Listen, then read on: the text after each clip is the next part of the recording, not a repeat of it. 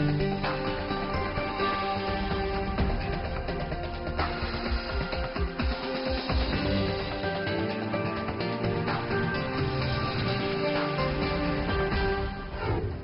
today's World Insight with Tian Wei, new revelations on Trump's dealings with Ukraine.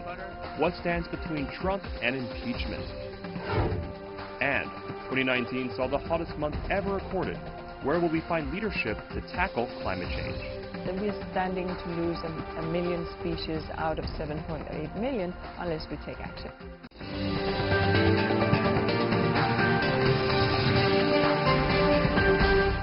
And here's our host, Tian Wei. Hello and welcome to World Insight, coming to you live on CGTN. We begin today's program in Washington, D.C., where impeachment is in the air. It has been 2 months since the Democrats officially kicked off efforts to impeach Trump. We are still less than halfway from getting a definitive result. But the latest rounds of public hearings from current and former officials have been grabbing headlines. But have they changed how Americans feel about their leader? According to the latest polls, the answer is no. This did not go unnoticed by the president, who touted the unwavering support of his base at a rally in Florida. Next week, a new phase of inquiry begins in the House Judiciary Committee, which could lead to formal charges against the president within weeks. Mr. Trump has been invited to testify in person, but is unlikely to volunteer such an appearance. For the latest on the Trump impeachment inquiry, we are joined by Frank Baumann, who is joining us from Washington, D.C. He's a professor of law from the University of Missouri and also author of the book High Crimes and Misdemeanors, A History of Impeachment for the Age of Trump. Professor Baumann, welcome to our program. Thanks for having me. Great to have you, sir. So, what would you say about the last rounds of the inquiry? And with the light of it, how much shall we expect of the next round? Well, the last rounds of the inquiry have been factual in nature. That is to say, they were run by the Intelligence Committee under the chairmanship of Adam Schiff, and they were devoted to finding out the facts regarding Mr. Trump's contacting. It appears that that phase of the proceedings have concluded. I anticipate that a report from the Intelligence Committee will come out early next week. I anticipate that the report will suggest that information gathered so far is sufficient to move forward with impeaching Mr. Trump. The next phase then is held in the House Judiciary Committee, which will consider formal articles of impeachment. Now, as we are building the time into the Christmas holiday season, how much do you think can be achieved for the next round? It certainly appears that House Democrats are trying to move expeditiously. Indeed, the timing of the next scheduled hearing, which is now set for this coming Wednesday, certainly suggests that they want to try to conclude the matter before Christmas. Whether that is a sound idea is perhaps open to debate, but I think they want to have the articles of impeachment drafted out of the House Judiciary Committee very quickly, and perhaps have a vote in the full House as early as before Christmas. I see. Professor Bowman, you've been writing a book about the so-called impeachment in the age of Trump. Now, Professor Bowman, from the very first day when President Trump came into the office, there were already talk of impeachment of him, given his very non-traditional style of dealing in Washington. I'm putting it in a very polite way, as you may have noticed. So why does it take so long, quote unquote, for the impeachment inquiry to begin? And what do you make of the timing of the overall process? Is this the right strategic calculation, do you think, from the Democrats' side? Well, first, you're absolutely right that there were people among Democrats who, from very early in Mr. Trump's administration, were talking about impeachment. And that was unsound and, frankly, a little silly. The man was elected according to the rules of the United States Constitution and certainly deserved a period during which he could demonstrate his fitness or unfitness for office. Nonetheless, relatively quickly after he took office, he began to do things that caused concern. And of course, there were concerns about what had happened in the 2016 election with respect to Russian attempts to interfere in our elections. That, of course, the Russian interference and investigations into Mr. Trump's efforts to stop that investigation brought forward Bob Mueller's investigation, which took quite a long time. Of course, what we're looking at now is something entirely different. It doesn't concern the Mueller investigation. It doesn't concern, at least directly, the initial issues about Russian election meddling. Instead, of course, it concerns Ukraine and Mr. Trump's effort to extort from Ukraine assistance with his election campaign. The reason why things have come to a head now is that the Ukraine story broke relatively recently, roughly 2 months ago. And what's happening is a little bit unique in American history in the sense that we've had relatively few, actually very few impeachments or attempted impeachments of presidents. Trump would be only the fourth. But in no previous case has there been a situation where the House of Representatives itself had to actually investigate the underlying facts. And that's what's happening here in Ukraine, is that there is no special prosecutor, there's no other outside body that's investigating Ukraine. The House is having to do it itself. And they're trying to do that as thoroughly as they can, but also expeditiously. Yeah. Professor, as your book earlier noted, there were processes of impeachment or impeachment hearings during the earlier presidencies. What were the successful examples? How are they comparing to the latest situation you have in Washington and the partisan divide that you have right now in the U.S. politics? Well, of course, you need to understand that there have only been 3 previous serious attempts to impeach a U.S. president. There have been impeachments of other lesser U.S. officials or different officials of different branches, like judges. But the only 3 previous attempts to impeach president are those of Andrew Johnson in 1868, those of Richard Nixon in 1973-74, and then, of course, Mr. Clinton in 1998. The only 2 previous presidents who've actually been impeached, which means that there's been a vote to impeach in the House of Representatives, are Johnson and Clinton. Nixon was the only one who left office as a result of an impeachment inquiry, but he resigned before there could even be a vote for impeachment in the House of Representatives. Now, I think that leaving aside the Andrew Johnson impeachment back in 1868, the 2 that are most easily comparable right now are those of Clinton and Nixon. Clinton's case is obviously distinguishable from the present case because, in essence, his problem was that he had engaged in extramarital sexual conduct with Monica Lewinsky and lied about it in front of a couple of judicial proceedings. And for that he was impeached but acquitted because, not because he didn't do what he was charged with doing, because he certainly did, but because the Senate at least concluded that what he did was not sufficiently serious, was not sufficiently closely related to his job as president. Nixon, on the other hand, was forced to resign ultimately because the behavior that he engaged in was serious, it was long-running, and it related directly to his exercise of his presidential authority, because he was trying to use government agencies to get information and dirt on his opponents, and then used a variety of means, including bribery, to try to cover up those efforts. Those are much more serious, and I think much more akin to what Mr. Trump has been alleged to have done.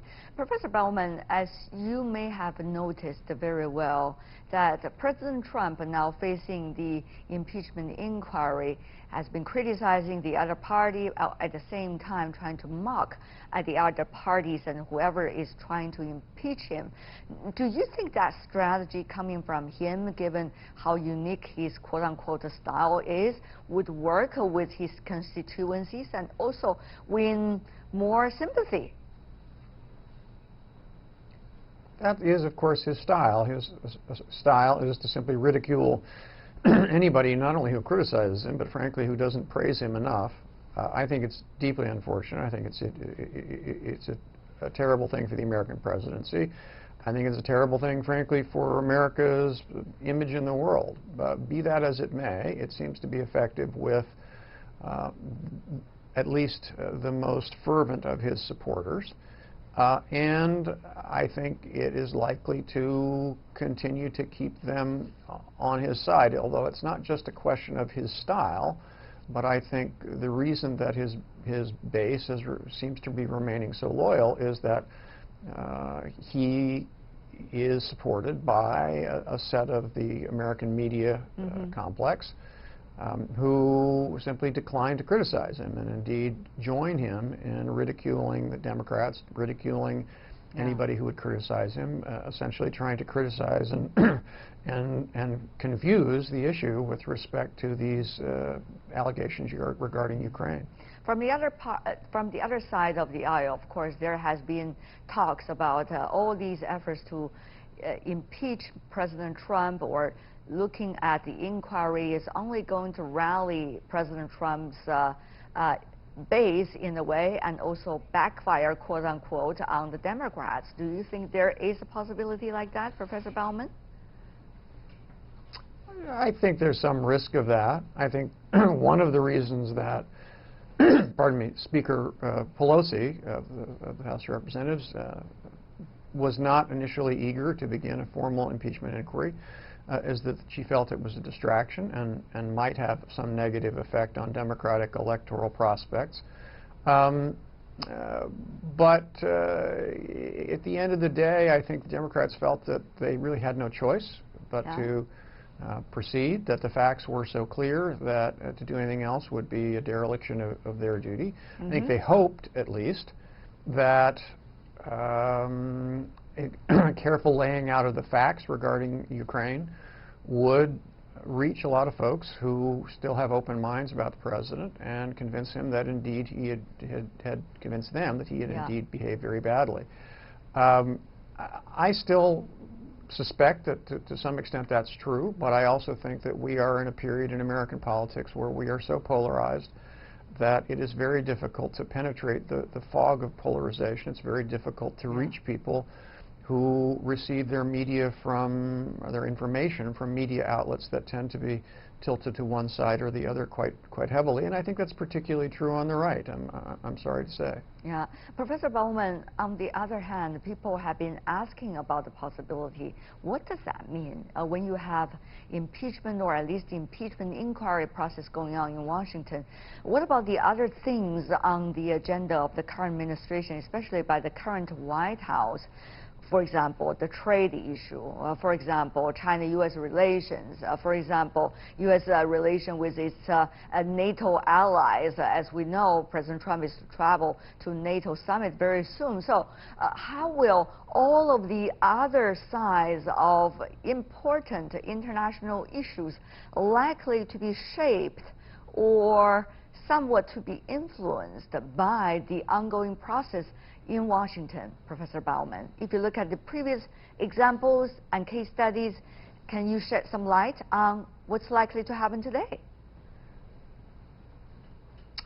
I wouldn't care to speculate beyond saying this, that while there's an active impeachment inquiry, and certainly if there is a Senate trial early in the next year, which it looks as though there will be, that is, as the popular saying goes, as likely to suck the oxygen out of other issues, and is certainly likely to divert the attention, certainly the American political class, away from other issues towards the matter of dealing with the president. And I think that's one of the reasons why the Democrats, and I think also the Republicans in due course in the Senate, are going to want to deal with this expeditiously. The truth is that with the majority that they have in the Senate, it's deeply unlikely that the Republicans will vote in sufficient numbers to convict this president and therefore to remove him. And I think therefore there is a real likelihood that they're going to want to move quickly. They recognize, the Senate recognizes, I think, that they're going to have a trial if there are articles of impeachment. There's considerable debate on that side as to how that trial should run, how many issues it should include, whether it should have witnesses, and so forth and so on. I think in the end the decision is likely to be to have a fairly expeditious trial that gets the matter resolved one way or the other, so that, for better or for worse, the country can return to addressing other issues, both foreign and domestic. I see. Professor Bowman, you want to stay with us, but thank you so much for the earlier detailed explanation about what exactly happened and what happened in history, whether there is some light that can be shed for the future when you look at the current impeachment inquiries to begin next week. And for now, we have on the phone Steve Pruitt, who is the managing partner at Watts Partner, who's joining us right now on the phone. He earlier served as an important member of the congressional staff. Let me ask you, Mr. Pruitt, about your takeaway of the current stage of inquiries. Well, a couple of things you've covered earlier I'd like to maybe circle back on. I think this is, in my term in Washington, the third time I've seen one of these impeachment processes run through. I was here for Nixon and was here for Clinton, and I'm now here for Trump, and watching these processes. I think there's some important differences aside from the substance of the charges, but you talked about the timing, and I think this time, from my perspective, it's moving much faster than the previous two that I saw. And I think a lot of that has to do with our 24/7 access to information and media, and that provides additional avenues for so-called whistleblowers and other information to move to the public light. So I think this process is actually working faster. As it regards, though, to the Democrats and their handling of it, I think the biggest risk, from my perspective, that the Democrats face is the question that the everyday person is going to be asking, and that is, okay, what have you done besides this impeachment stuff?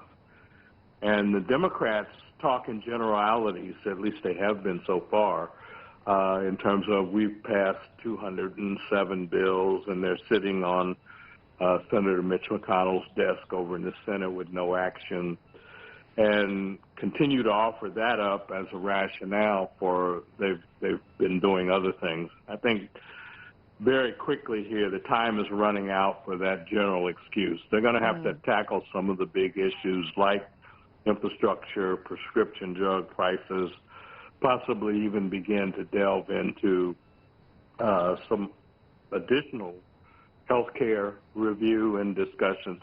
Right. And ultimately, there's several pieces of legislation and programs on the books that expire at the end of 2019 that in the remaining time for Congress, they're going to need to address those things as well. So those are two observations that I would put for discussion right now, but I think those relate very closely to how this is going to ultimately play out. And I think I'm of the consensus that we will see the president charged and voted to be impeached in the House of Representatives. There will be a trial in the Senate as required by our Constitution. The outcome of that, yes, may well be known to many, but I think if we don't go through that process, it sets an equally dangerous precedent of basically looking the other way on anything, and I don't think anybody in America, and certainly people around the world, should not want that to be the state of play in America.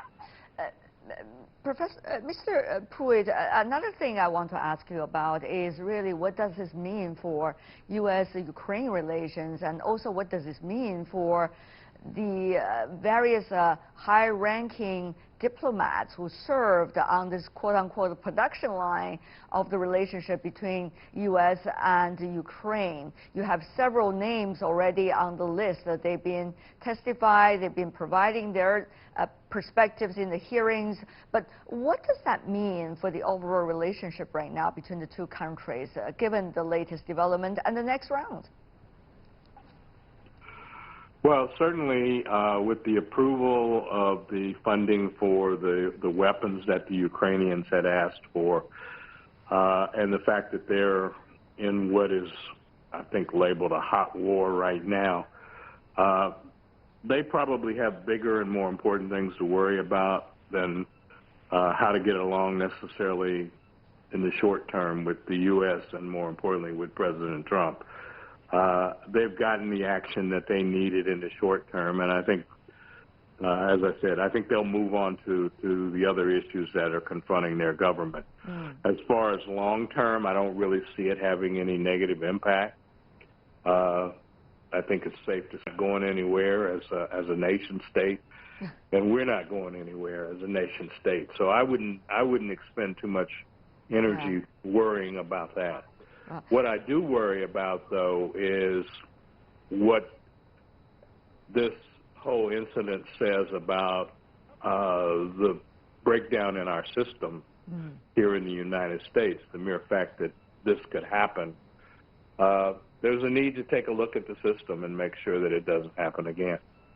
Another thing is, Mr. Pruitt, about the relationship between, career diplomats and also White House appointed, especially this president appointed, diplomats serving important positions. And what's the relationship between the White House and the State Department or officials of the State Department? What do you make of the current stories, at least the stories that we know already? How is that compared to the earlier times, if you could, Mr. Pruitt? Well, clearly, under this administration, just about any department you could pull up, the people working in those departments probably wake up and the first question they ask themselves every day is, how am I going to be treated from the White House today? Because this administration, since it came into power, has brought very little experience in government, has very little respect for government, and that gets played out every day in nearly all of their policy discussions. So long term, we'll get beyond this. I think our system is much stronger than people looking at it today might want to grant. And I suspect that the people at the State Department certainly aren't happy about the situation that they're having to work under. But there's one true and long-lasting theory, and that is that the bureaucrats will be here when the politicians have come and gone. So I don't see that changing because of the actions of this administration. And I think the people who are in place now, who certainly played a role in this Ukraine process, are all, in my view, very capable people who, even if they leave government, should not have any problems going on and doing other things. They bring a lot of experience, knowledge, insight to whatever they would do after their government service. Professor Bowman, I also want to address similar questions to you, if you can. What does that mean, and how much does it reveal to the public in the U.S. and also elsewhere in the world about the relationship now between the White House and the other apparatus of the government?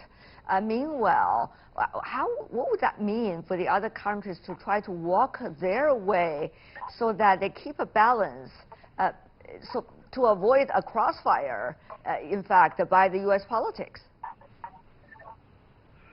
I think I take a somewhat dimmer view of the effect of all of this on American government than Mr. Pruitt does. I think perhaps the most distressing effect of the Trump administration to date is one which too few of the American public actually appreciate, and that is the constant assault by the Trump administration on the career public servants who make this government, indeed any government, run.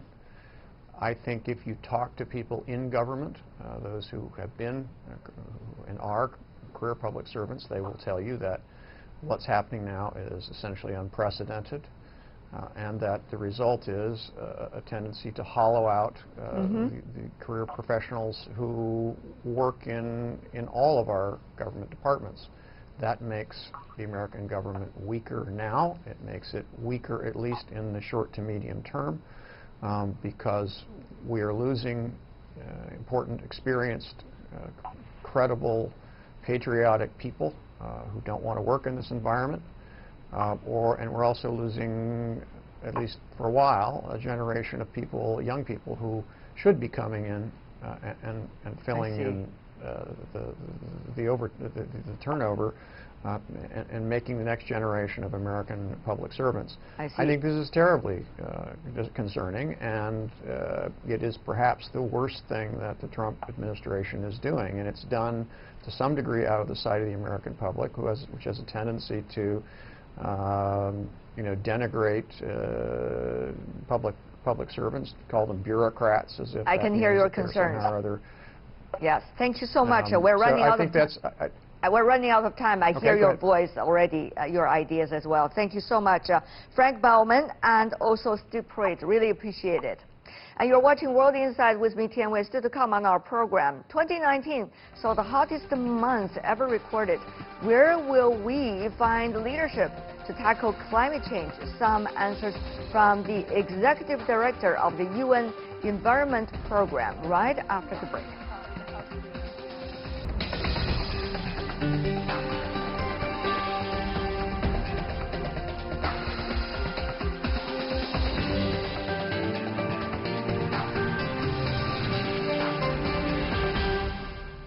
Welcome back. You're still watching World Insight. I'm Tian Wei from Beijing. The world is heading for a 3.2 degrees Celsius global temperature rise. That is a stark warning from the United Nations Environment Program just ahead of the 2019 UN Climate Change Conference in Madrid next week.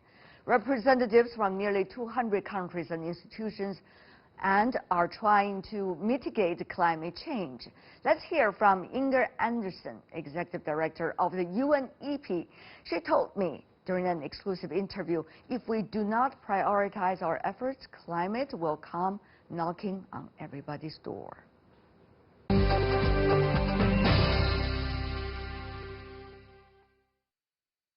Ms. Andersen, welcome to CGTN in Beijing. Thank you so much. I love this little courtyard of yours. Isn't it just gorgeous? It's beautiful. I hope it will be as peaceful as it is, but we have a lot of issues these days. We do. Climate change. UNEP's role, Ms. Andersen, has been warning the world about the house on fire. But even after repeated warning, you do not see governments coordinate in the best way. What is your take about the current situation? Well, we've been warning about the house being on fire because it is. IPCC, the International Panel on Climate Change, has come out very clearly and indicated that we must take action, that the scenarios against which we are working are scenarios that require us to take action to preserve the nature, to preserve the world as we know it. And IPBES, the International Panel on Biodiversity and Ecosystems, similarly has said that we are standing to lose a million species out of 7.8 million unless we take action. So yes, the house is on fire. In a sense, we've been taking nature for granted. We've assumed that we can put things into the atmosphere, consume and discard our wastes, our carbon, into the atmosphere in such a way that and that nature would continue to absorb it, that the atmosphere would continue to absorb it, which it will not. But you certainly notice other federal governments, particularly some specific ones, turn away from the issue of climate change. Now, how would you deal with that? I mean, in your position? I think whilst we certainly have seen some countries having second thoughts, actually it's only one country. And it's not second thought, it's turning away, totally. So at this point, we have at the same time in all countries, massive commitments at the country level, at the city level, at the state level, at the industry level, at the science level. So it's a complex world we live in. And I think if we assume that the world is on a linear path, we have been mistaken. So, Ms. Anderson, you would assume that countries, governments, civil societies, industries would learn from the best example rather from the worst example. Is that what you would assume would be the case? No. Because sometimes the worst example did lead people to lower places. What I think we should assume is that this is hard. It's actually not even an assumption, it's a fact. This is hard. And it being hard, therefore, there will be interest. But here's the thing, 10 times as many people in the US work on green renewable energy than work in the coal sector. These people will vote too. These people will have a voice too. These people will engage too. It's a complex situation, but we must understand, and that's why Paris highlights leave no one behind. And in some countries we did leave some people behind. We did not take into account the fact that we needed to make sure that we need to lift people out of poverty, we needed to create jobs for everybody, and the transition is complex. Sometimes we are confused because there are so many buttons we can push on, and therefore people will say, so which one? Oh, I'm losing my direction here. What do you say? Limited resources, limited attention. 4 things. We have to decouple our economy from, on the one hand, growth, which we want, from environmental degradation, circularity. Secondly, we have to decarbonize. We invest in new, renewable, smart energy. Third, we need to detoxify, take the toxicity, the chemicals out of our environment. And fourth, invest in nature. Nature's infrastructure is part of the solution, nature-based solutions. These 4, all of them, at the same time, that's what we need to do. Because we will soon be 10 billion on this good planet. And if we don't, we will find that there will be today 1.3 billion people living in extreme poverty. We need to lift these people out of poverty, but we need to do that without the environmental consequences. Nature-based solutions has always been one idea that's dear to your heart and your organization. At this point, which stage are we in? What do you think is the most important emphasis now we can push this thing in a more efficient way? We have 2 billion hectares of degraded land on this planet. 2 billion hectares. We have degraded more land than double the size of China. That land is lying there ready to be taken back into productive use. Think of it. Nature is very forgiving. You invest in nature, nature invests right back in humankind. We learned that through the smog issue here. Exactly. As long as we pay attention to the environment, see, we do have fresh air today. Indeed. So the first action on nature-based solutions, we put landscapes back into work, degraded land back into working landscapes. That will bring us 4 types of benefits: carbon storage, biodiversity, growth, agriculture, production, timber, what have you, and general well-being.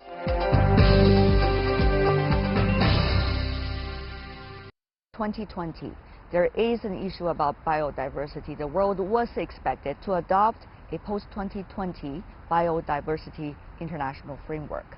Now, China is also going to host the conference of biodiversity as the host country. Is that possible, that framework? Of course. Look, in 2010 in Japan, we adopted a 10-year framework referred to as there are 20 targets, referred to as the Aichi targets, where we said by 2020 we will have reached this particular point. The truth is we will not have reached all of the targets of the 2010 framework when we meet in Kunming in Yunnan province in 2020 under the Chinese presidency. And so we have to reflect, why was that? Why is that, do you think? Yes, that's what I'm getting to. There are many things that we have learned in this decade. In Paris, what did we learn? We learned that it was no longer enough just having the environment ministers speak about climate. Who did you need? You needed energy, transport, finance, industry, etc. And that was what got the Paris climate deal. So, thinking about biodiversity, what are the drivers of loss? It's agriculture, industry, etc. So we need everybody to be part of the solution, and that is entirely possible. You can do nature-positive agriculture, you can do nature-positive fisheries, nature-positive infrastructure, and it's a lot less expensive than doing much of the chemical agriculture that we do today. So there's some real opportunities, and if we get those next targets right, then when we meet in 2030 to look at where we have come, then we will see that we managed to get more measurable targets and more implementable targets. Did you just realize, Ms. Anderson, what you have for you already, a plan in a way, because you have to engage in that sense all different kinds of organizations within the UN system in order to incorporate all of these important players. But you also have to engage directly with country members of the United Nations, while at the same time engage with the specific area which you are working on a constant basis, the specific counterparts. So that's a very complicated layers of engagement, and you have to do it before the conference begins. Multilateralism is complex, so let's not oversimplify. I also happen to be the chair of the Environmental Management Group of the United Nations, which brings together the 53 UN agencies, and we've decided that for this coming year we're just going to focus on biodiversity. Do you talk that way to them during the meetings? I probably do, but we have to focus on biodiversity because we need to support the incoming chair, China, the incoming presidency, and we obviously need to ensure that we have the solutions. The good thing is that there are many other parties that are non-state actors that are leaning in and providing solutions. And so we need to corral all of that energy to ensure that that can be part of the solution in Kunming. Talking about youth, which I did notice that key word in your earlier answer, but we have also noticed that the youth in at least some economies have been disillusioned. You see what's going on also in the streets in some parts of the world, and they are uncertain about the future. However, this is also the generation of youth that is very passionate about the environment. Just as, you know, a coincidence back in the 60s and 70s, isn't it? So how do you see, you know, the key to engage the youth on the environment issue, on climate change? What about institutional building vis-a-vis just personal enthusiasm? So I think if you and I think back to when we were young, there is a degree of sense that I need to fix the world because it's not, and I love that. I mean, I just think that the enthusiasm of youth is an important enabler. Now, we also need to base it in science and the realities and all of that. So I think our young people are calling us out. Maybe it can be sounding naive in some quarters, but there's truth in it. And so we need to hear it, and we need to ensure that that voice of clarity, of a child's clarity, is one that we then translate into adults' action. That's what we have to do right now. I had the pleasure and privilege of speaking to students at Tsinghua University, and it was the environmental school, and it was just so impressive to see many young men, but also many, many young women, super engaged and so competent for the next generation of leaders that we will see in this world. What about China and other developing and emerging economies today on the cause? Who will be the leader or the leading force for the future in this regard? Ms. Anderson. I mean, I wouldn't want to pick one leader because I'd hope we'll have a chorus of leaders, which I think is what we are beginning to see. You know, Indonesia is speaking up very much on rainforest issues. That's an Indonesia issue as well as other countries, obviously. India has been struggling with air issues and are reaching for solutions, but have made great strides on banning plastic. So each country has seen leaders in the last few years. This country, of course, we're sitting here under a blue sky with clean air in a country that didn't have this 10 years ago. So phenomenal leaning in on clarity of vision. Here we speak about ecological civilization, and we are also having ecology in the garden with some flies. So at any rate, we speak about ecological civilization, which is a beautiful way of saying living in harmony with nature and turning green to gold. So I think these kind of leaders that we are seeing that are speaking to the imperative of environmental stewardship, that's what we need to encourage.